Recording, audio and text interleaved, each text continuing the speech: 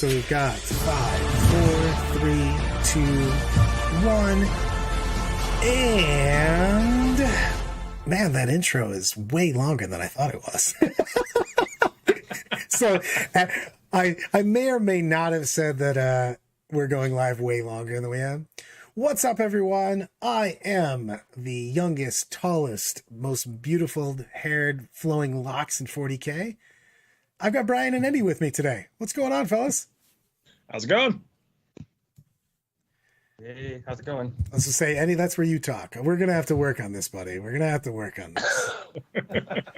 I said, hey, how's it going? Did you not hear me? No, we heard nothing at first. I'm just like, all right, cool. We'll teach him. We'll coax him in. See, what everyone watching, we have to make sure you don't approach Endy too fast. He's skittish. He'll run back into the woods. You gotta lure him in with a couple treats, and then he's good to go. That's right. You know how it works, Brad. You finally got an intro? Yes, you're ready to go. We're going to talk about stuff today. We're going to talk about Endy cheating on his wolves. Look at him trying to act like he's loyal. Got the wolf background, thinking stuff's going on. So, but go ahead.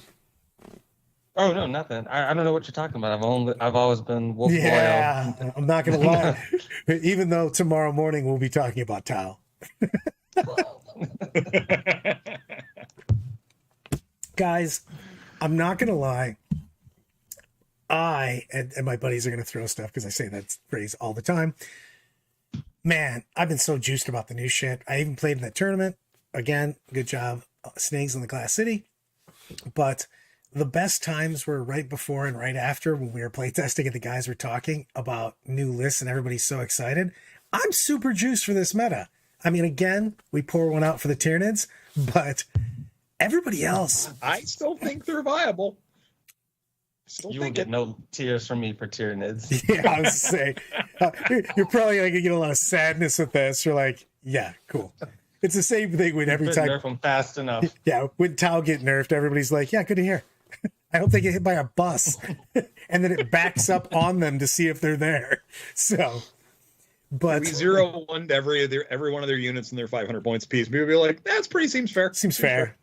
Well, no, Light touch. I love that everyone's got their particular faction that they hate. Like, for instance, we were just talking about Glass City, Mr. Sniggs. We were talking about back, back in the old Sober's days, right after that. And he apparently was so bad touched by Eldar. And I'm like, what do you think a Reaper should cost? He's like 75. I'm like, I feel that might be too much. He's like, fuck them. All right, fair and balanced. Yeah. I don't know. Probably Guard is the one I hate the most, actually. I really just don't like Imperial Guard. I've never liked Guard, but I also learned the game with a bunch of Guard guys 20 some years ago. So they've been bothersome to me. When you learn how indirect works by getting hit with it, it's not great. Because I started the game with Chaos was my first army, and then my second was Eldar. But I started and they're just bombing me, and I'm like, so tell me how this works again? You just go cross-eyed and roll dice and I don't get to do anything about it? You're like, yep. Cool. I think my least favorite is probably Chaos. I don't know why it is. It's just years in our local meta it was like, oh, you show up and 80% of the field's Chaos. So probably why. Well, that was a good addition. When did you start playing, Eddie? Oh, this is actually a pretty interesting story. So I started in 2nd edition, technically. My best friend was British and introduced me to the game when I was in the 5th grade.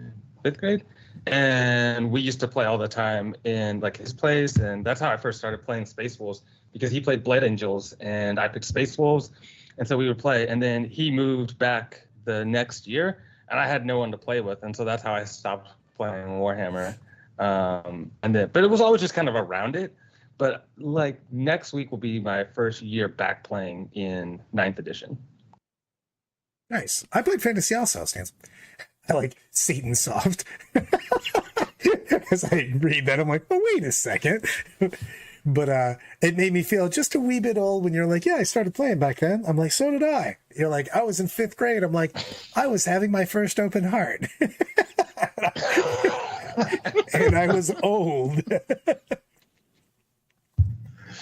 That's actually how I got into it on that, because I couldn't go anywhere. So I was getting dropped off. You weren't allowed to drive. And so finally I was like, all right, everybody teach me how to play this. And all my friends gave me the School of Hard Knocks way. Let's show Brad how to play something and just pummel him mercilessly until he figures it out. So yes, all of the games were a joy at first.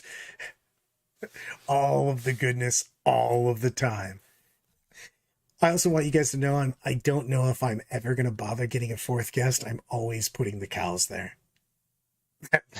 I'm a fan of the cows, so we're all good. I'm pro cow. So pro cow.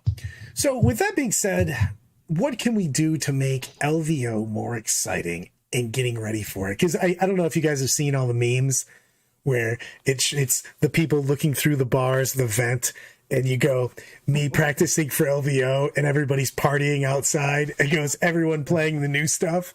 Because that's... I mean, we have 6 months of that new arc. I get the excitement, but in 3 to 4 months, everyone's going to be bored of art, clamoring for 10. So that's what I'm using not to make me like feel so outcasted. Like, that's sitting over there waiting and is a treat once LVO ends and you don't have like post LVO depression. Post LVO depression. I just wish they would switch it. I get 100% when they made this, because everything's there. They want it to be competitive and fair and everything else. But man, I already said I wanted it to be the Wild Wild West. But like, if they made it the first event of the year and maybe moved it slightly back so they had a little more time. But we know every single year, either in December or January, GW puts out new stuff. The new points, the new data slate, the new everything. We should be like going into LVO super excited. First and biggest event of the year, and we're all playing the newest shit. That would be fucking awesome. I agree. It'd be fantastic. Would that be that you would want it to be the first kickoff of the beginning of the season, or the last event of the season? 100% the first. You could do the first event of the season, but he could just they could do it as a big cast, like a live stream if you want to do awards and stuff, which is kind of why they hold it as the last. But like, just mail stuff, you know what I mean? People would be cool about that. The awards isn't why I'm going to LVO. I'm going for that huge tournament experience. You know what I mean? I want to hang out with all of people, play the new stuff, and the thing is that if you made it as the first event of the year, huge, 1,000-person event with all new rules, do you know how many crazy lists we would have out there? It'd be just so much difference. You know what I mean? Yeah. I mean, why not do both? Have a one at the end of the year for the people that like an end of the season tournament. Like, maybe I guess you could November. December's hard because it's the holidays, but I think you could do both. Like, have that end of the season tournament and then have a big crazy opener. I know there's Cherokee, but that's like, it's in like God knows where, so it's so hard for people to get to it. Yeah, you have to drive into Cherokee. I mean, you can fly into somewhere close, but it's still an hour no matter what way you go. I think I'm going to go to Cherokee. I've got a couple people that offered to get me. I still don't exactly know where it is. I'm assuming that I'm just going to get off a plane and they're just going to like black bag me and just take me in a van somewhere, and I'll just wake up with models in my hand. So that's my plan for Cherokee, because I'm going out to Blake in Arkansas, and I think it's the weekend right after that. So I'm down with both. I like going to new tournaments that I haven't been to too. I like wandering about aimlessly. I love going to the new tournament experience. And we put out the first video. It'll be the roughest. We're working on everything, but we just put out the Glass City GT experience, and I'm gonna put out a bunch of those. I'm gonna put out a video basically for every tournament that I go to. So I'm gonna put out a little snippet of everything that happened and just all the things that like make a tournament, though, because the tournament isn't just about moving your damn plastic models, everyone. It's about hanging out with everybody. If that was the case, I have 20 video games that I could play that are so much better than 40K, but I go to hang out with everybody. Mm-hmm. That's, in my opinion, that's at least 80 to 90% of the experience is getting together with your friends, enjoying the camaraderie, seeing the people you only see 4 to 6 times a year, and just enjoying each other's company. 1,000,000%. Andy, what's the best thing you've been to so far? The Dallas Open, hands down. What made it the best, though? It was because it was in like I forget what hotel it was. It was kind of a small hotel, and the everyone was like, a lot of people had stayed at the hotel, so there was a lot of hanging out, like kind of afterwards, and like socializing before and after each day. But even like during the rounds, there was a lot of socializing because they hired like hostesses to like come up and down the aisles with drinks. So like everyone was constantly buying rounds for each other and socializing way more, like kind of in between rounds, like around their tables and things like that. It was just a ton of fun. And it was, I think, yeah, it was my first GT I ever went to either, also as well. But yeah, by far Dallas Open was my favorite. It has been the best tournament I've been to. Nice. Besides ones that you run, Brian, you can't choose your own. He's like, yeah, anything that I run is the best.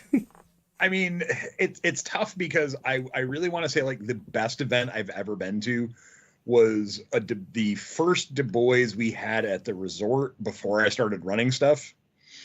Ooh, that was just fantastic because it was just such a different venue than you see at a lot of things. And the fact that food was included with everything, the bar was 10 steps from everything. It was fantastic. That was a great spot for a tournament. So the tournament he's talking about, or the tournament venue we're talking about, was legitimately a resort on the top of a mountain. I actually didn't know where the hell we were going the first year we were there, and I thought the GPS was just losing its freaking mind because it just kept going, take a left here, because we were literally circling the mountain going up. So, and I'm just like, I'm about to punch the GPS. It's literally trolling me. There's no way this is the directions. We took 47 lefts, but we were actually going all the way up the mountain, and in the weirdest way. But that place was amazing. You literally looked out of the top of the mountain over the resort. Oh, so good. That might be one of the best places we've ever had for a tournament. Oh, absolutely. And the fact that it was just right there, there was giant cabins where a ton of people could stay together and hang out.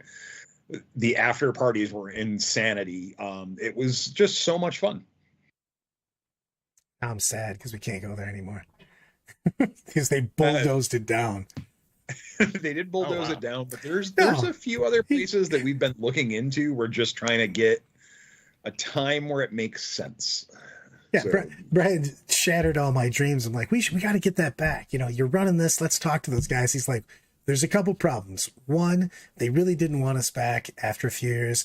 Two, they bulldozed the place down. So we're probably not going to be able to go back there. I'm like, okay, well, number 2 seems harder than number 1. You could have worked the deal with the price. Probably can't do anything about the fact that they flattened it. Yeah, but there's a winery we've been working with that's overlooking a lake that they are building a hotel this year on the property. Yeah, you're saying that. So we're just waiting for that hotel to be done to see if they can accommodate everything we need to do, and I would be all over doing that without a doubt. You know what? I'm going to the comments on the wall. First off, I'm definitely going to Corey's Kumite Invitational Tournament in the rainforest in Brazil. That sounds amazing. Only one person gets out alive. Also, I like I'm taking 2 Hecaton land fortresses and 15 pioneers to a tournament on Saturday. It will either be a terrible time for me or everyone else.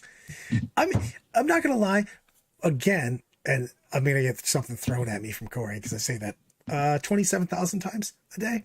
But every time I play Votann, it's either big win, big loss type situations with it. That army needs to have its mechanics fixed and its points brought back. I'm going to throw that back to you guys. What do you think? Because I just don't think they have enough shit. So, and they're still too damaging, but they don't have enough crap. So no one ever has like an equal game. You either just go crazy and devastate whoever you're playing, or it feels like you don't have enough shit to play the game and you just lose terribly. I think their troops need a point adjustment. I think that's the big spot. because I think if they got some more, because their troops are not overpowering, they're good, but they're not overpowering, I think it'd be fine. I still got to see where they land as Arks as I play more Arks, and that'll give me a little more feeling on where they are. What do you think about that, Endy? Yeah, I kind of agree. I think it's like if you can wither that first punch that they might give you, they just can't take a punch back, right? That you can easily pick up a couple hundred points with 1 or 2 units, and then like you said, they just run out of models and can't play the mission. So I think probably like Eldar or someone that they can jump on and do like a real punishing hit first. They're really strong. But I'm also just mad because the Terminators went up so much in points. Like I feel like that's a really overcosted unit for what it is and how you can there are some devastating builds, but it's like almost a fourth of your army in them. Also, stop playing the drums on your desk while you're talking. I think it's just the mic rocking. You're like, all I hear is bongos being played. I'm like, is he like cutting an album while he's talking to me? Like, I got to get these tracks down, man. I'm playing percussion in this. In the next, you're gonna just bust out a violin after this. I got to get all the things down before I get in here. Exactly. Brad, with what you've played for Arks of Omen so far, what's been your most happy experience with it? Basically, I haven't put together as many Arks as I have just used the new points and data slate. So okay. But the thing is that you can, most everything I play, I really enjoy playing single faction anyways. I wasn't super soup on a lot of things I play, so I don't even miss that, to be honest, the way that they've made it together. But I really like the fact that I can just go, hey man, I want 6 heavies. Cool. That's part of my Arks. Things that you can bring whatever the hell you want. For the most part, the armies that were already souping are actually going to have some issues on that. But of course I like bringing the Marines together because of the fact that they get so much more stuff now. But I actually think that the entire meta is going to be crazy, dangerous, yet things are just going to die because you can't really build for durability, man. Like, there is so much damage out there. Like, you're just going to get picked up. I've been playing a lot. I've been playing new elf lists that I really think are going to be good into this meta with no armor contempt. I'm really loving this. After he left them, I picked up some Space Wolves. I sent that. Space Wolves and Salamanders are 2 of my favorites so far because you can just abuse the free stuff in the Space Wolves. And I really, really like the Salamanders. They just have a great suite of strats. And the +1 to wound is huge. You know what I mean? And you get so much more firing. So you got +1 to wound in your flamers and meltas, and then you just pop the strat for in combat or with your last cannons and shit. And that's really good. And to be fair, going back to ignoring AP1 is actually a pretty big deal in this particular meta because you figure that armies are just going to have a shit ton of volume of crap AP, and they're going to have tank pop. You know what I mean? So, and it's going to be a weird meta to fix on that because you're going to have an army that can take care of 250 Gene Stealer cult, and you're going to have to take care of a bunch of gladiator tanks and a bunch of Lehman Russes. Well, hell, even in the guard, you're going to have to take care of 6 to 8 Lehman Russes and 80 guys. You know what I mean? You're going to have a little bit of everything. I think this is the first time in a while you have to have the most take on all comers lists that I've seen probably since like early 5th edition. That's why I'm so, I hate to say it, disappointed on LVO, but man, imagine how crazy it would be right now when you're making your list. You're like, hey, what do I have to get ready for? All right, gladiator tanks, check. A billion 5-man Terminator squads, check. Guard, tanks, and guys. All right, knights, yep. GSC, yep. Chaos, yep. Just, there's so many things that are viable right now that it's pretty exciting. I mean, it's still pretty decent. The meta was pretty open, but now I think it's just going to be crazy. Farsight's nuts. What do you think are going to be the top? When we get the top like 3 or 5 who can handle that? I think that you're going to see guard be. I think the guard are going to be head and shoulders a little bit above everybody else at first because they haven't. They didn't. They're not even real yet. We just know that I'm not sure why they do the box that gets the codex and then like, hey man, we'll get you that codex to you. I'll gladly pay you Tuesday for a hamburger today. Is that reference too old? In 2 months you can have that. Yeah. It's like super crazy. Like, but when they come out, I think they're going to be pretty super strong. So with that, I think there's a lot of Marine builds that are going to be in that semi AS tier. They're just really, really playable because they're going to get picked up super fast, but they're going to do crazy amounts of damage. I think that, unpopular opinion, I think that Harlequins are still playable. So I think that they're going to see them. I think they went down at least a full tier though. So yeah, I think they went down, but I don't think they went down as hard as we initially thought. The initial like reaction was, "Ooh, they're done," and now it's like, well, you know, there's some builds that you're not looking at that are more viable now. Yeah, I mean, with the elves, besides Harlequins, of course, the troop players are troops. But for everything Craft World, I can't wait to push all of the Rangers and the Guardians into the airlock and launch them into space because I'm never, ever taking them ever again. Like, you guys suck so much compared to everything else in the book. Hey, go see what the temperature is outside. We're in orbit. Yeah, just go see. You know what, Lyle's got, he really wants to play because we made a list of full Devilfish spam with 4 hammerheads. You could do that. I don't know if you could though, because so many people are going to have answers for it now.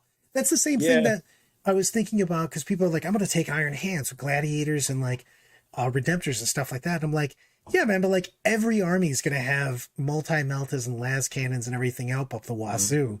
You're basically going to take your Dreadnought into the middle and fire a couple shots. Then he's just going to have 73 red dots on his face and go, oh no, boom.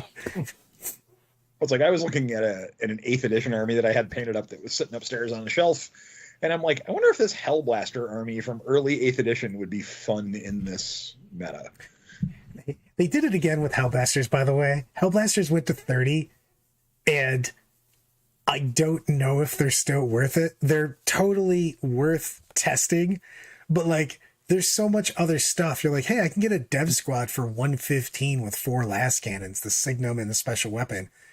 Or I can take a unit of Hellblasters and have to find points. You're like, nah, no, maybe. That was the problem I was having. Very much the problem I was having with them. It's kind of fun that, like, with Space Marines, it's kind of like pick whatever you want because so much is free. Everything's pretty decently pointed, whereas it's before you had like 2 to 3 units to pick from. Now it's like kid in a candy store land with Space Marines. Oh, and there's so many options for it too. And the thing is I really don't think that you should try to get big units anything, man, to be honest. It's just take as much damage as humanly possible and just throw it down. And the troops are, I mean, again, infiltrators, 100 points with a gauntlet, ignoring the first wound, and sticky objectives if you start on the command phase. Huge. Yeah, exactly. Lyle's got it. I mean, why would you take 8 Hellblasters when you could take 6 Inceptors? Yes. So, but the thing is it's worth trying because the Assault Hellblasters, yes, G-Man and Assault Hellblasters are legit. 3 shots apiece, and you're like, I'm rerolling all of my stuff. Yes, they can. That's why I'm saying they're like still something to be thought of with that. You just, anytime you're like, hey man, an Assault Doctrine, they're AP 5, you're just like, or not Assault Doctrine, Tactical Doctrine. That's like a legit unit, you know what I mean? Where you're like, whatever it hits is either rolling an invuln or you're peeling it. You know what I mean? That's all of the AP. So that's why I was thinking of it with Ultramarines, because Scions of Gilliman is there, and it seems pretty good. Is there any Army of Renown you guys are going to miss? I mean, they're technically gone, but they are legit for LVO. What up? I don't think I have any. I don't think there's one that's striking me as I'm going to miss it. I was thinking the Death Watch one, the Army of Renown Death Watch, Crusher Stampede. That's been gone for a while. and literally no one misses that. Not even me, and there's a Tyranid behind me. I don't miss Crusher Stampede. That was the derpiest army ever.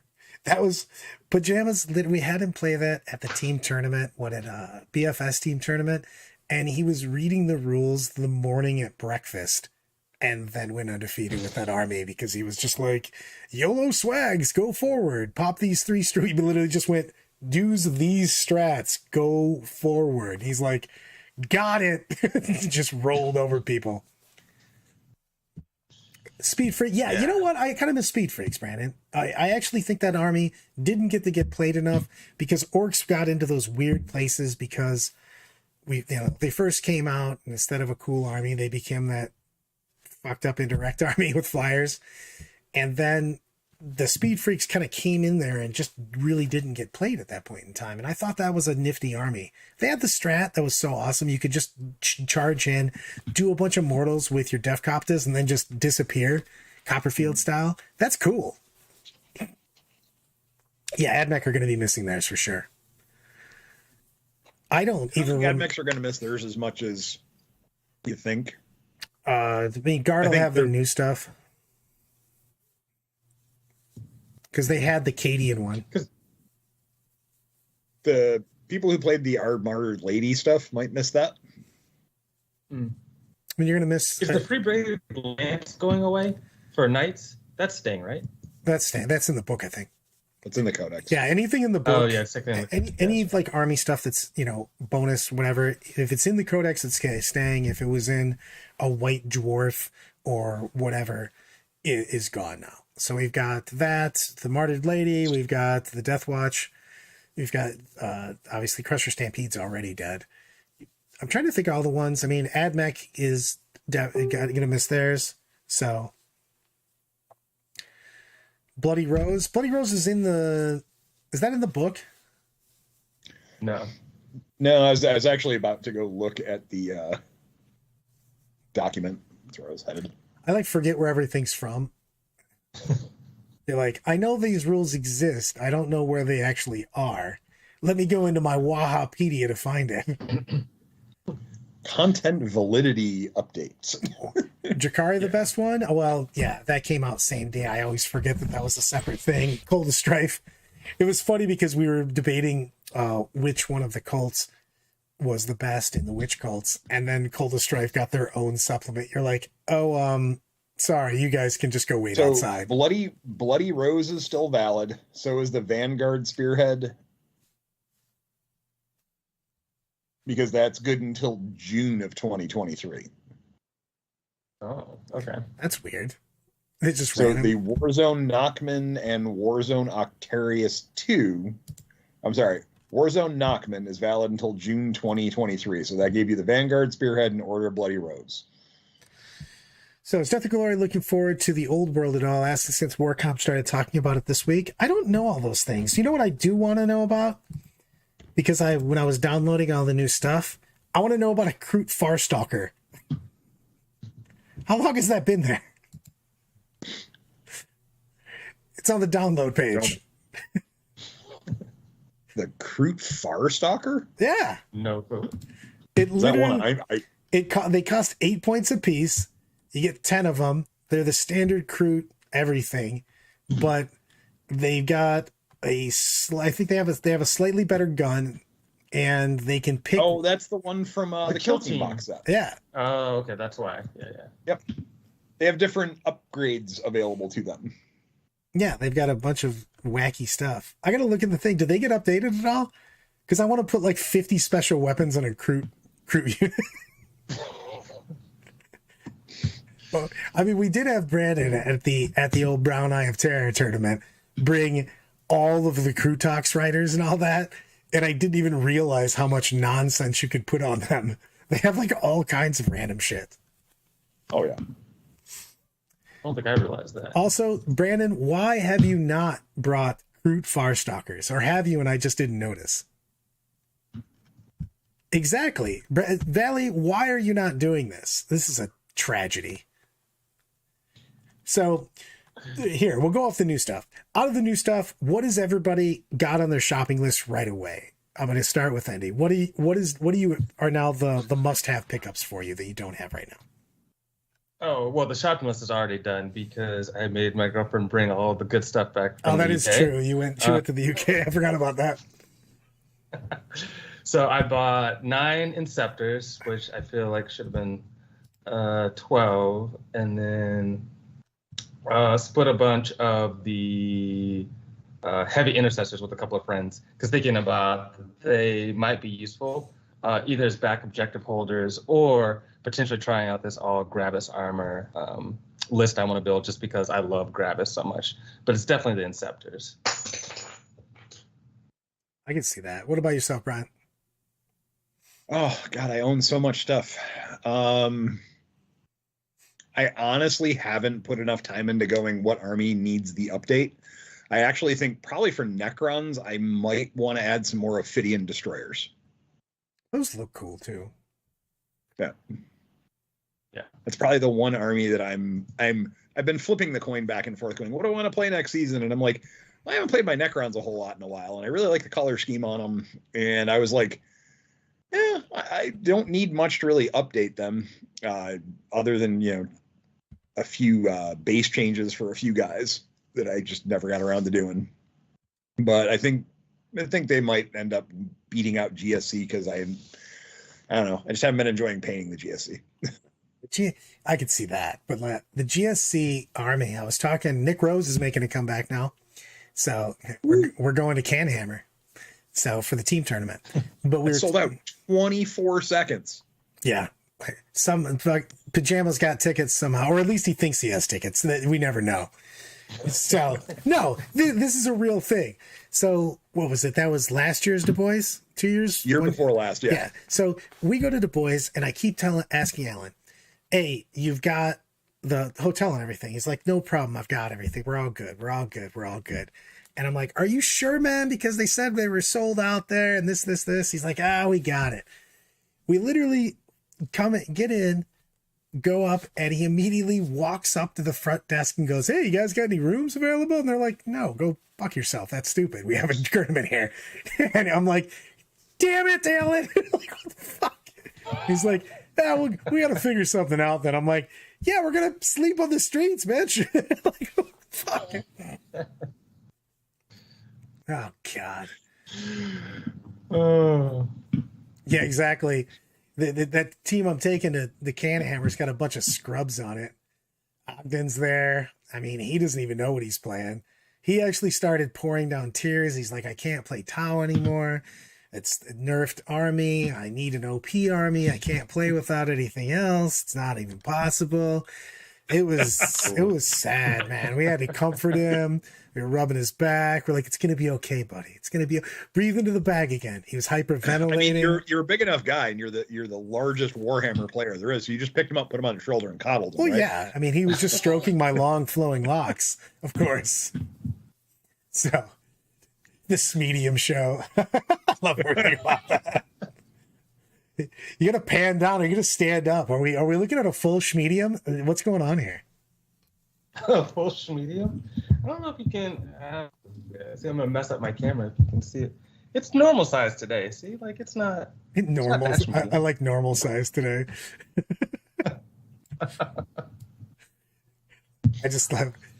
I love that we went. I think I had met Zeke for 8 seconds. I was like, hey man, they make adult shirts, right? He's like, good to meet you. I'm Zeke. I'm like, I'm Brad. Yeah. Great first impression, as always. You got to make sure. I got to keep it steady. I'm like, well, you could be what we had Garrett from down south. Literally, we go to he's never met, man. He sits down. We're talking 40 grand. One of the typical 40K after the tournament dinner, first day with 70,000 people at a couple tables all pushed together, and I stand up and he just looks over and goes, "Hey man, I thought you'd be taller." Like, all right. Well played, but nope, nothing happens when I stand up, but even when I'm sitting, depending on what's sitting down. Build-A-Bear. I think the Tau's fine, by the way. I agree. I think they're still going to kill 100%. The shit out of stuff. I actually think they might be in a better spot with no armor and contempt. They actually kill stuff faster. I haven't looked at that. The terrain set in the boarding action are like $300 together. I haven't looked at the prices of them. I thought about the boarding action stuff. That looks kind of cool. Have you guys looked at it at all? Absolutely. I already had a 3D Space Hulk terrain, so it's kind of in the same vein. But I'm still going to grab that boarding action set because I want multiple tables of it to have some fun with. I have the unpopular opinion that I'm not that excited for what feels like to me is Doorhammer, where someone was like, it'd be great is if these battles were all about opening and closing doors. Opening and closing so I haven't doors. looked at it too much. You take that back. I am so about Doorhammer. Can we Overwatch? Because that's what I want. When we used to be able to set, so somebody came in your view, you just murdered them. So everybody just sets to Overwatch and then just waits for someone to open the door. Because that's the rules I need. You're like, I open the door, my 50 guys all shoot you. Weird, we all shot the same guy. Who knew? What about the other 20 behind him? We didn't see them. Didn't see that, just that one guy. Dead. I do want damage to carry over. That's one thing that I would like in 40K. It doesn't do terribly in AOS. I mean, they have that in AOS. That's what I'm saying. Yeah, but that's one of the things that keeps the games different outside of the fantasy versus the, grimdark. But it keeps the games enough different that it's kind of, I don't want to see that crossover yet. Yeah, I haven't played AOS, so I don't know what that would be like. But I guess I could see that being. I mean, it makes more sense that damage should spill over, right? But I guess it's just sometimes you hit stuff and you. Yeah, I mean, there's a lot of things that in the fluff. Of course, the fluff's going to be way different, but that have everything's exploding and blowing up, and in the game you're like, one guy dies. You're like, I just dropped a nuke on you. You're like, yeah, and Ted took all of the explosion. He was very good at grabbing it. I like the idea of rules for certain guns having carryover damage and certain weapons having carryover damage. I just don't want it to be all weapons. I do have to. I'm excited to see this from Lyle. He said Kyle's going to join us in a Adepticon. I want to make sure that everybody knows that Lyle and Kyle are best friends. No, that's not even making that up. It's the Lyle Kyle. If we have them on the show, that's going to get confusing, and I'll goof it up at least. I will definitely put them both on the show. Matter of fact, we might do that soon. All right. They also bicker like an old married couple. It's fantastic. It's just amazing. You're like, kissing cousins, exactly. Yes, indeed they are. By the way, Henry Cavil said that he's a big fan of Eisenhorn, so that might be what it's based on. That'd be fantastic. He just said that. I think that's a good place to start. I'm worried that would be too big to make it a Marine type thing. You know what I mean? I think it's you have to get into the personal stories and stuff. And I feel like if you just grab Marines right away, it might be too big. Some people were already disagreeing with me on that, but they, because they were saying that, like the Horus Heresies type stuff is what drew everybody into the first right. So I would like to see them obviously you got to get the atmosphere though, but you got to get a personal element before you do anything. And it'd probably be easier to be maybe Inquisitor style show. I actually want to see him do a rogue trader, because the rogue traders just go everywhere and do whatever the hell they want. You could also get every faction in if you do a rogue trader, because those dudes wander the galaxy basically fucking off. But what do you think? What would you like to see if it was your first go? You got upgraded to in charge of Amazon Productions. Where are you going to base the 40K series first? I'd go with Custodes. I know super, but it's different from so many other things, because Space Marines as a concept always kind of exists, but this group of 1,000 dudes that are just in power armor, they're super strong and but are wise philosophers as well. And I think that would just be a really cool place to start, and unlike anything else I've seen. That is true.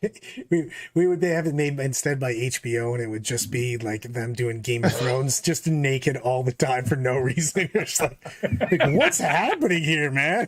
I don't think this is the fluff. It is now. It's the HBO adaptation. Like, there's a lot of naked guys hanging out. It's funny because like the custodes don't actually have like black carapace and stuff like that. They just kind of wear their armor because they're badasses. So that's pretty funny too. Inquisitor shenanigans. I actually think that Inquisitor shenanigans would probably be the best, to be honest. You just put Cavil as the Inquisitor. Those dudes are badass motherfuckers. Like Inquisitors in the game, you know, are T3 dudes, but like those dudes wreck. If you read some of the stories, like they will Thunderdome everyone that shows up, kind of thing. A rattling sniper. I think the one that would draw in like the most appeal and probably get the most mass market off the get-go would be Gaunt's Ghost. I can see that. I just think that would it would hit enough spots where there's familiarity and people will get pulled into it. It depends on whether they're going to do movies or series, because I think you could do a billion times more stuff by series. I'm also old, but I like series now more than I like movies anymore, because it feels like in movies sometimes you don't get character development. You want to see more things happen. You can't put that all in one, 2.5 hour, whatever the long it is game, movie, when you can just put how many episodes you want. You know what I mean? Whether it's 6, 12, 8, whatever. Mm-hmm. So there's like I agree with that. I'm the older I get, the more I enjoy the series. I always look for a movie, but I want a movie to just be a wrap story. I don't want long drawn out movies. Yeah. And right. And I like to be able to you can also hit different characters. You can go on side things that, I like Lyle's get. He wants to see the first war for Armageddon. That was actually a badass war. That's where Angron was there. There was also like every faction was there because they went, hey man, we don't want this dude wrecking everything. Cavil is Commissar Yorick. He'd rather be a Primarch, his words. I'm not going to lie. I also could see the Horus Heresy being pretty badass. You know what I mean? So that could be good.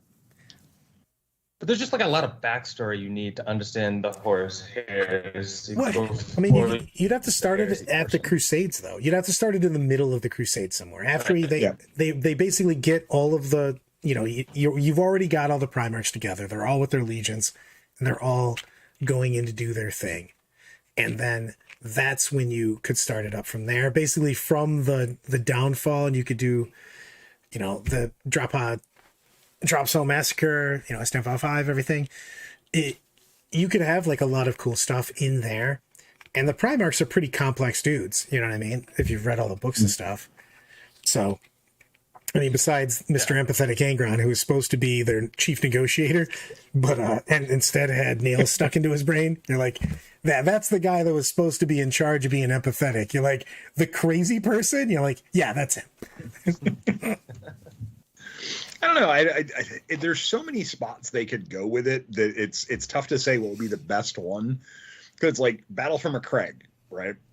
Absolutely fantastic. Would actually do really well because you've got aliens, which everyone can relate to, has sci-fi broad mass appeal, kind of cocky dick Marines, and it would play well. And it may be one of those things where they have to find that happy medium. And I think Eisenhorn probably makes the most sense because you could do the least amount of CGI in that and keep the budget under control until you get it rolling. Yeah. I mean, I could get that 100%. I'm super excited for it. Screw you, Corey. I'm keeping my expectations high, and I will be disappointed later, but I will definitely keep them high, way over my head. At least 5 foot. So I would, there's a lot of places you could go. I think the Inquisitor one, why I like the Inquisitor one is you could get into so many different factions. Because they, like, for instance, an Eisenhorn has dealt with many different of the races. You know what I mean? So it'd be super cool to have him just poking all over the place. So you could introduce more of that. And then you could movie it up after that when people kind of got a feel for the world. I don't know. You know what I mean?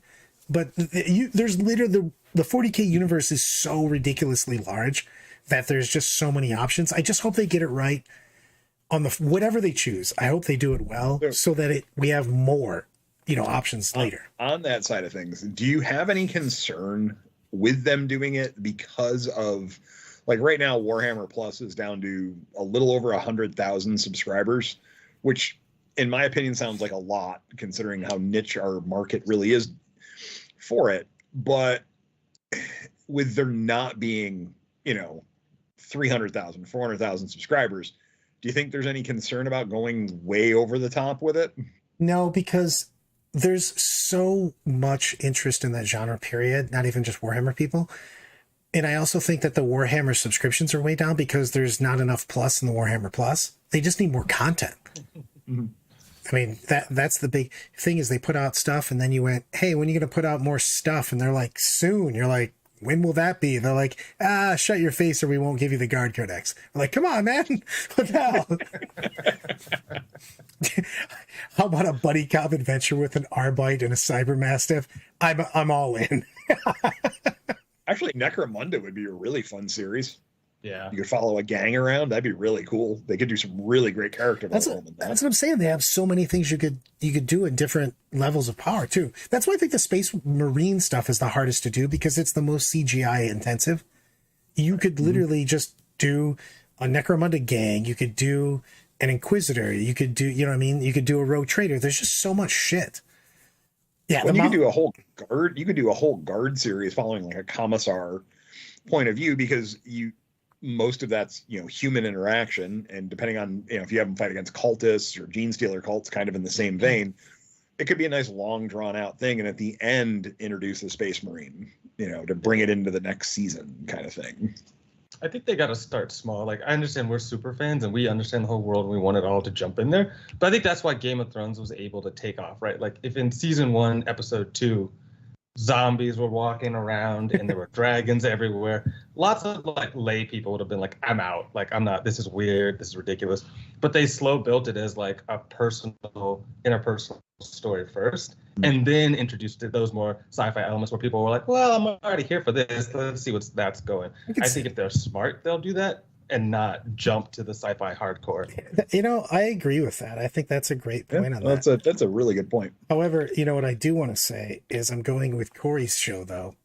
It's basically going to be the Muppet Show at a demon world. Nurgling puppets at a special musical. Guest of Miley Cyrus singing Wrecking Ball. I love that he finishes it with, actually, I'd watch that. Not gonna lie, if you do an animated series with just the sassy Nurgling, I'm tuning in every week. Space Marines aren't boring. The thing is Brandon, Space Marines aren't actually boring if you get into the name characters. If you're gonna get the Ted the Space Marine, they don't get to do a lot because those guys just train all day and do nothing else. Apparently, if you get to be an officer, you get a lot of time to brood about things. As reading the book says, as soon as you get promoted, you get time to just sit and go, I think things might be going wrong. You're like, yeah, man, like they're doing chaos rituals in the basement. Like, it's not that hard to find. I might words be speaking. That's true. Space Marine's only bad if. And one of my guys just messaged me going, he wants to see Steve the Necron. Steve the Necron. We're just gonna follow that around. It's just gonna be random Necron warrior just doing nothing. Hey, what's Steve doing today? Have you not seen all the memes about Steve the flayed one? Yes, I have. Okay. Where he's just like, hello, fellow humans, not robots at all, covered in just skinny, ripped off. Hello. The hello, my name is Steve name tag. That's fantastic. I love it. Get Steve Buscemi to voice it. That'd be great. Just bringing it full circle. Hello, fellow humans. See, Blood Angels. We can play Sanguinis. I mean, that's boss mode. Yeah. Yes, Lyle. You know what? I would also watch that. I want Bob Ross style show set in the Horus Heresy called Painting with Fulcrum.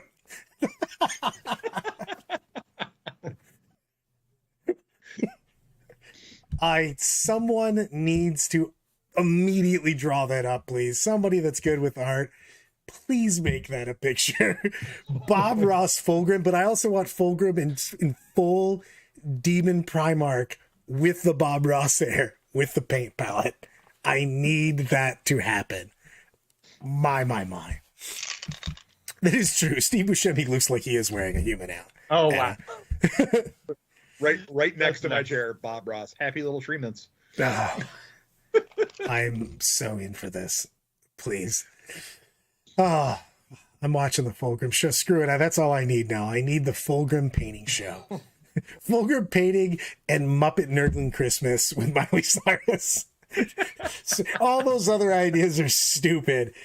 I'm screenshotting this and I'm sending it to Amazon. They will 100% choose this as the way that they're moving forward. What are you guys playing this year, by the way? Now we just went full jump the shark. Yeah.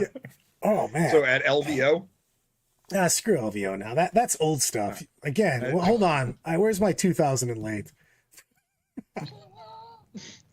So for the upcoming season, I'm either going to be playing my GSC or my Necrons. I really want to play the GSC, but my brain doesn't like painting that orange vest that I started painting. So who knows? I may change my color scheme, 3/4 of the way through painting an army. But it's going to be one of those two.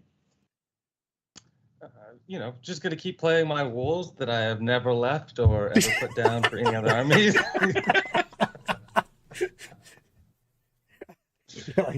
So just keep it on is what I plan to do. No, I mean, I am tempted to see some interesting builds, especially with aggressors being kind of cheaper, some white scars, and Iron Hands just seems like it's going to be an easy mode, and that's going to be everywhere. So, but probably either wolves or maybe dabble in a little bit of white scars. I like it. Nurgle absolutely not. When I said screw LVO, I meant their format for what they're doing. I want new stuff.